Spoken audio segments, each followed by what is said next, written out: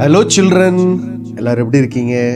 நல்லா இருக்கீங்களா? Very good. உங்கள் அனைவருக்கும் ஆண்டவராகிய இயேசு கிறிஸ்துவின் நாமத்தில் கிரீட்டிங்ஸ், வாழ்த்துக்கள். இன்னைக்கு ஒரு பைபிள் ஸ்டோரி பார்க்கலாமா? இன்னைக்குள்ள பைபிள் ஸ்டோரி எங்கே இருக்குது அப்படின்னு சொன்னால், Matthew chapter 10, Mark chapter 6 and Luke chapter 9. மத்திய 10ஆம் அதிகாரம், மார்க் 6ஆம் அதிகாரம், லூக்கா 9ஆம் அதிகாரம். ஜீசஸ் கிரைஸ்ட் அவருடைய டிசைபிள்ஸை மினிஸ்ட்ரிஸ்க்காக சென்ட் பண்ணுறாரு. அப்போ அதுக்கு முன்னக்கூட்டி ஏசப்பா அந்த சீஷர்களுக்கு நிறைய ட்ரைனிங் கொடுக்குறாங்க. எப்படிலாம் பேசணும், எங்கெல்லாம் போனால் என்னெல்லாம் நம்ம பண்ணணும் அப்படிங்கிறத அந்த டிசைபிள்ஸ்க்கு ஜீசஸ் கிரைஸ்ட் அழகாக எக்ஸ்பிளனேஷன் கொடுக்குறாங்க. ஸோ அதை குறித்து ஏற்கனவே நம்ம ரெண்டு பாட்டாக பார்த்துட்டோம். டுடே லாஸ்ட் பார்ட், இன்னைக்கு 3வது ஒரு பகுதியாக நம்ம பார்க்க போகிறோம். சரியா? இப்போ ஏசப்பா சீஷர்கள்கிட்ட என்ன சொல்கிறாங்க? If anyone publicly say, I am his friend, I will openly say, he is my friend before my Father in heaven. But if anyone publicly denies me, I will openly deny him before my Father in heaven. மனுஷர் முன்பாக என்னை அறிக்கை பண்ணுகிறவன் எவனோ அவனை நானும் பரலோகத்தில் இருக்கிற என் பிதாவின் முன்பாக அறிக்கை பண்ணுவேன். மனுஷர் முன்பாக என்னை மறுதலிக்கிறவன் எவனோ அவனை நானும் பரலோகத்தில் இருக்கிற என் பிதாவின் முன்பாக மறுதலிப்பேன். ஸோ ஏசப்பா என்ன சொல்கிறாங்க? நீங்கள் தைரியமாக என்ன பண்ணணும்? யார் முன்னாடி வேணாலும் நீங்கள் சொல்லலாம், ஐ ஆம் அ ஃபாலோவர் ஆஃப் ஜீசஸ். நான் இயேசுவை பின்பற்றுகிறவன், நான் இயேசுவின் பிள்ளை அப்படிங்கிறத நம்ம என்ன பண்ணணுமா, பப்ளிக்காக எல்லாருக்கும் நம்ம என்ன பண்ணலாம், அழகாக பேசலாம். அப்படி இல்லை, நம்ம வாய்ப்பு கிடைக்கும் போது நம்ம ஃப்ரெண்ட்ஸ்க்கு எல்லாருக்கும் நம்ம என்ன பண்ணணும், சொல்லணும் அப்படின்னு சொல்லி ஏசப்பா விரும்புகிறாங்க. இல்லை, ஏசப்பா எனக்கு தெரியாது, I am not belong to Jesus, அப்படி எதாவது நம்ம சொன்னோம் அப்படின்னு சொன்னால் ஏசப்பா சொல்கிறாங்க, நீங்களும் யாருன்னு எனக்கு தெரியாதுன்னு நான் கைவிட்டுறேன் அப்படிங்க.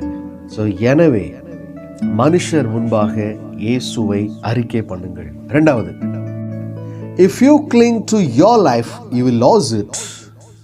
தன் ஜீவனை காக்கிறவன் அதை இழந்து போவான், என் நிமித்தம் ஜீவனை இழந்து போகிறவன் அதை காப்பான்.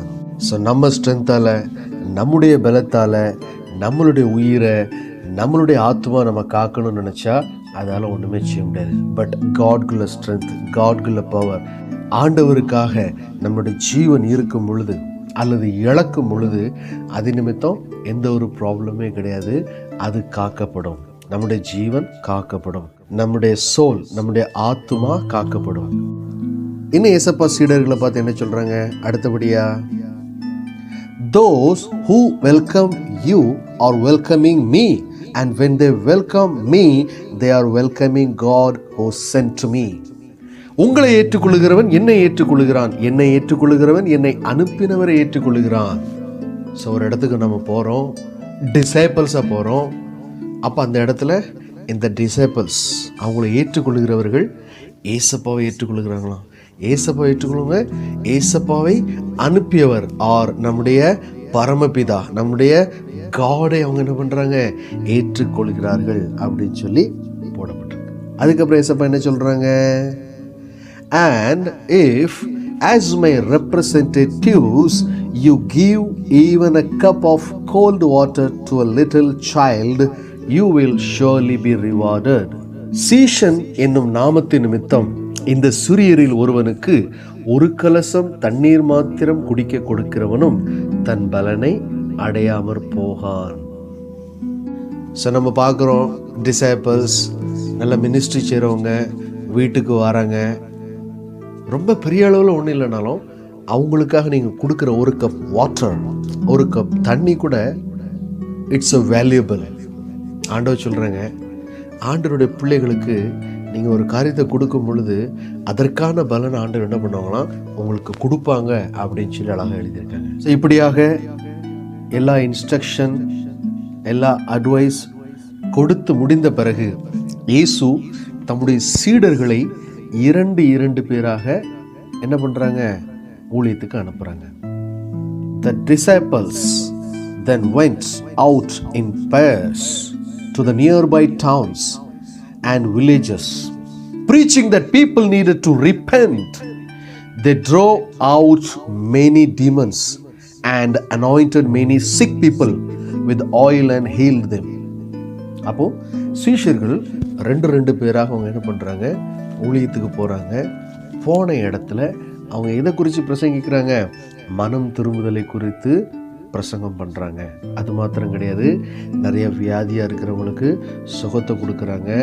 நிறைய அசுத்தாவிகள் பிடித்தவர்களை அசுத்தாவிகளை விரட்டுறாங்க. அப்போ இப்படிப்பட்ட பவர், இப்படிப்பட்ட அத்தாரிட்டியெல்லாம் யார் கொடுத்தா? டிசைபிளுக்கு ஏசப்பா கொடுத்தாங்க. ஸோ ஏசப்பா கொடுத்த அந்த வல்லமையால், அந்த அத்தாரிட்டியால் அவங்களால என்ன பண்ண முடியுது? நிறைய பேரை சுகமாக்க முடியுது. நிறைய பிசாசுகள் அவங்களால துரத்த முடிகிறது. அது மாத்திரம் கிடையாது, மனம் திரும்புதலை குறித்து, ரிப்பென்டன்ஸை குறித்து அவங்க என்ன பண்ணுறாங்க? எல்லா ஊர்களிலும் போயிட்டு ஆண்டவருடைய ராஜ்யத்தை குறித்து அவங்க பேசுகிறாங்க. அப்படிப்பட்ட அற்புதங்களையும் அடையாளங்களும் குறித்து யார் கேள்விப்படுறா? அந்த கிங் ஹேரோது கேள்விப்படுறாரு. கேள்விப்பட்டது ஒருவேளை இந்த யோவான் தான் மறுபடியும் உயிரோட வந்துட்டாரா அப்படிங்கிறது அவருக்கு ஒரு சந்தேகம். King Herod, the ruler of Galilee, heard about the miracles that were taking place and became scared that John the Baptist had come back to life.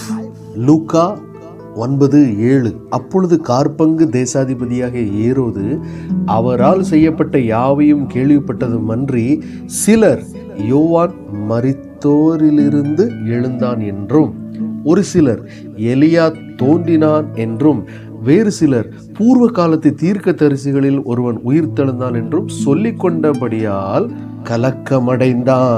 கலக்கமடைந்தான். ஏன்னா இந்த யோவானை ஏற்கனவே இந்த ஹேரோது சிரச்சேதம் பண்ணினான். இப்படிப்பட்டவர்களை எப்படி செய்ய முடியும் அப்படின்னு சொல்லி இந்த ஹேரோதுக்கு ஒரு கலக்கம். அப்பதான் ஹேரோது என்ன சொல்றாரு? I beheaded John. Herod said, so who is Jesus? Herod wanted to meet Jesus to question him. அப்ப இந்த ஹேரோது சொல்றாரு, யோவானை நான் சிரச்சேதம் பண்ணினேன், இவன் இப்படிப்பட்டவைகளை செய்கிறான் என்று கேள்விப்படுகிறேனே, இவன் யார் என்று ஏரோது சொல்லி அவரை பார்க்க விரும்பினான். யாரை பார்க்க விரும்பினான்? இயேசுவை பார்க்க விரும்பினான். ஸோ அதுக்கப்புறம் ஏசப்பா என்ன பண்றாங்க? அவனுடைய சீடர்களெல்லாம் கூட்டிட்டு பெத்சாயிதா அப்படிங்கிற ஒரு இடத்துக்கு அவங்க போறாங்க. After the disciples returned to Jesus and reported what they had done, he slipped quietly away with them by boat towards the city of Bethsaida. இப்படியாக ஏசப்பாவுடைய சீடர்களுக்கு அட்வைஸ், இன்ஸ்ட்ரக்ஷன்லாம் கொடுத்து முடிந்த பிறகு அவங்களுடைய மினிஸ்ட்ரி ஆரம்பித்து மறுபடியும் ஏசப்பா என்ன பண்ணுறாங்க? சீடர்களோடு கூட இணைந்து இந்த பெத்சாயிதா அப்படிங்கிற அந்த ஊருக்கு போகிறாங்க. ஓகே, ஸோ இதுதான் அந்த ஸ்டோரி. ஸோ இந்த ஸ்டோரி மூலமாக நாம் கற்றுக்கொள்ள வேண்டிய ஒரு காரியம் என்ன அப்படின்னு சொன்னால், ஏசப்பா ஊழியத்திற்கென்று சீஷர்களை, டிசைபிள்ஸை ரெண்டு பேராக அனுப்புகிறாங்க. பேர், நாட் சிங்கிள் பர்சன் பட் பேர், ரெண்டு பேராக அனுப்புகிறாங்க. அப்போ எதுக்கு ரெண்டு பேராக அனுப்புகிறாங்க? அப்போ நிறைய அதில் என்ன இருக்குது? அர்த்தம் இருக்குது. ஏன்னா ஒருத்தருக்கு ஒருத்தர் எப்படி இருப்பாங்க? சப்போர்ட்டாக இருப்பாங்க. கொஞ்சம் யோசிச்சு பாருங்க. இப்போ நமக்கு ஒரு கை தான் இருக்குது. அந்த ஒரு கையால் ஸ்கூல் பேக் எடுக்க கஷ்டமாக இருக்கும், நோட் புக் எடுக்க கஷ்டமாக இருக்கும். இதுவே ஒரு 2 கை இருந்துச்சுன்னா உங்களுக்கு எப்படி இருக்கும்? சப்போர்ட்டாக இருக்கும். ஆண்டவர் நமக்கு 2 கண்கள் கொடுத்துருங்க. யோசிச்சு பாருங்க. ஒரு கண் மாத்திரம் இருந்துச்சுன்னா நமக்கு எப்படி இருக்கும்? கொஞ்சம் கஷ்டமாக இருக்கும். பட் 2 கண் இருக்கும்போது நமக்கு நல்ல சப்போர்ட்டாக இருக்கும். ஒரு கால் இருந்துச்சுன்னா எப்படி இருக்கும்? கொஞ்சம் யோசிச்சு பாருங்க. ரொம்ப தூரம் நம்மளால் வேகமாக நடக்க முடியுமா? இல்லை. அப்போது நமக்கு 2 கால்கள் இருக்கும் பொழுது நமக்கு என்ன பண்ண முடியுது? வேகமாக ஓட முடியுது, வேகமாக நடக்க முடியுது. அது மாத்திரம் கிடையாது, ஒரு காது இருந்துச்சுன்னா நம்மளால் நிறைய காரியங்கள் கேட்க முடியாது. ஸோ 2 காது இருக்கிறதுனால நமக்கு என்ன ஆகுது? நல்லா அப்சர்வ் பண்ண முடியுது, நிறைய காரியங்களை கேட்க முடியுது. சரியா? ஸோ இப்படியாக எல்லா விஷயத்துலையுமே ஒரு பேராக இருந்தால் ரொம்ப நல்லாயிருக்கும். பேர் மீன்ஸ் ஜோடி அல்லது 2 பேராக. அப்போ ஏசப்பா சீடர்களை டபுளாக அனுப்புகிறாங்க. 2 பேரை அனுப்புகிறாங்க. அப்போ சீடர்களுக்கு டபுள் நாலேஜ், டபுள் ஸ்ட்ரென்த். அப்போ ஒருத்தங்க டயர்ட் ஆகிட்டாங்கன்னா இன்னொருத்தங்க என்ன பண்ணுவாங்க? அவங்களுடைய அந்த மினிஸ்ட்ரியை செய்வாங்க. அதே மாதிரி ஒருத்தங்க சோர்ந்து போயிட்டாங்க அப்படின்னு சொன்னால் இன்னொருத்தங்க என்கரேஜ் பண்ணுவாங்க.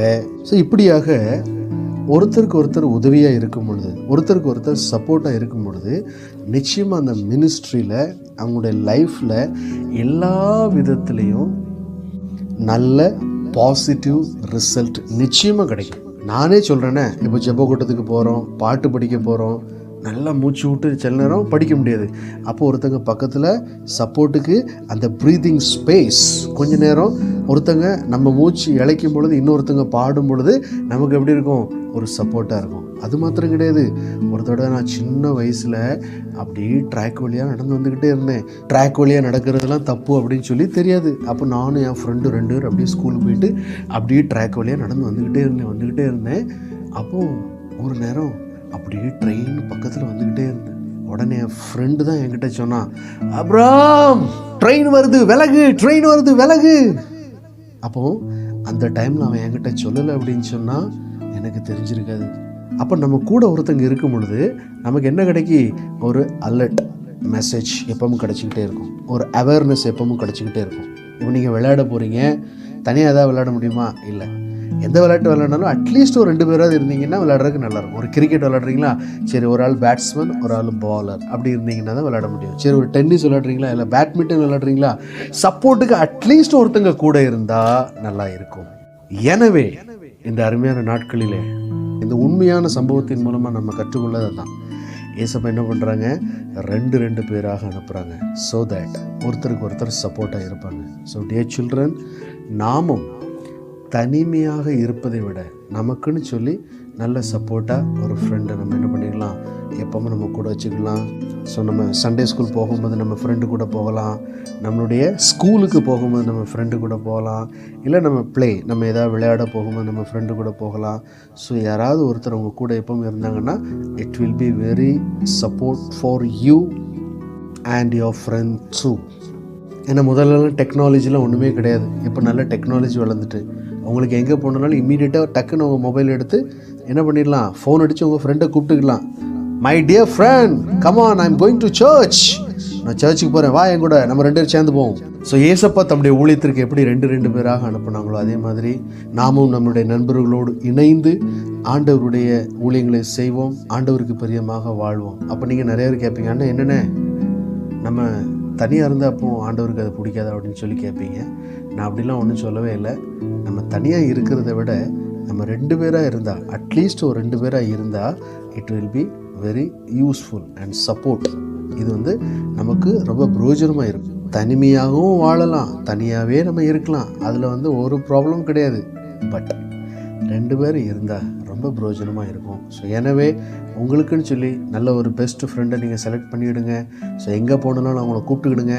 மினிமம் 2 பேர், மேக்ஸிமம் எவ்வளோ பேர் வேணாலும் இருக்கலாம். ஓகே சில்ட்ரன், இந்த அருமையான நாளிலும் இதை நினைவுபடுத்தும் வண்ணமாக ஒரு அருமையான வசனத்தை தியானிப்போம். அந்த வசனம் எங்கே இருக்குது அப்படின்னு சொன்னால் Ecclesiastes chapter 4 verse 9. 2 are better than 1 because they have a good return for their labor. பிரசங்கி 4:9. ஒண்டியாய் இருப்பதிலும் 2 கூடி இருப்பது நலம், அவர்களுடைய பிரயாசத்தினால் அவர்களுக்கு நல்ல பலன் உண்டாகும். 2 are better than 1. தனியாக இருப்பதை விட 2 பேர் கூடியிருப்பது நலம். ஸோ அவங்களுடைய பிரயாசம், அவங்களுடைய முயற்சி, அவங்களுடைய லேபரில் அவங்களுக்கு என்ன கிடைக்கும், நல்ல ஒரு ஃபீட்பேக் கிடைக்கும், நல்ல ஒரு பாசிட்டிவ் ரிசல்ட் கிடைக்கும் அப்படின்னு சொல்லி ஸோ இந்த அருமையான வசனத்தில் நாம் வாசிக்கிறோம். ஸோ இதே மாதிரி நாமும் 2 பேராக அல்லது அதற்கு மேலாக நாம் இணைந்து நம்மளுடைய ஆவிக்குரிய வாழ்க்கை, நம்முடைய ஸ்கூல் ஃப்ரெண்ட்ஸ், நம்முடைய காலேஜ், ஸோ எல்லா விதத்திலையும் நம்ம என்ன பண்ணலாம், ஒருத்தருக்கு ஒருத்தர் சப்போர்ட்டாக நாம் வாழ்ந்து ஜீவிக்கலாம். ஸோ அப்படிப்பட்ட ஆசீர்வாதத்தை ஆண்டவர் உங்களுக்கு ஆசீர்வதித்து தருவாராக. Okay children, take care, bye bye, thank you.